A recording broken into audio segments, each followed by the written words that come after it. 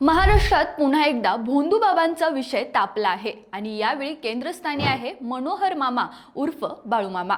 एकेकाळी डीएड नापास, आठवड्याच्या बाजारात बोंबील विकणारा एक सामान्य माणूस आणि अचानक दावा, माझ्यावर बाळू मामांचा आशीर्वाद आहे। गावात परतल्यानंतर मनोहरने स्वतःभोवती गूढ वातावरण तयार केलं। अमावस्या पौर्णिमेला चमत्कार दाखवले आणि हळूहळू त्याच्याकडे भक्तांची गर्दी वाढू लागली।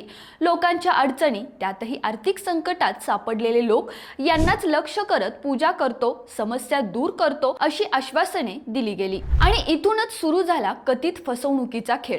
काही वर्षातच झोपडीपासून मठापर्यंतचा प्रवास, करमाळा आणि गाणगापूर येथे मोठे मठ, हजारो भक्तांची रोजची वर्दळ आणि राजकीय वर्तुळातही ओळख। पण दुसरी बाजूही तितकीच धक्कादायक आहे। 2021 पासून मनोहर मामावर बलात्कार, विनयभंग आणि जादूटोणा कायद्यानुसार गुन्हे दाखल झाले होते। तक्रारी येत होत्या पण कारवाई उशिरा झाली। आता मात्र सोलापूर ग्रामीण पोलिसांनी पुण्यातून त्याला ताब्यात घेतला आहे। फसवणूक, आर्थिक गैरव्यवहार आणि अंधश्रद्धेच्या नावाखाली लोकांना लुटल्याचे गंभीर आरोप आहे। प्रश्न फक्त मनोहर मामाचाच नाही, तर लोक अजून अशा चमत्कारांवर का विश्वास ठेवतात? अडचणीत असताना लोक इतके असहाय्य का होतात? आणि सर्वात महत्त्वाचं म्हणजे अशा भोंदूंचा बळी पडणं कधी थांबणार? ही घटना फक्त एक केस नाही, तर समाजाला जाग करणारा इशारा आहे।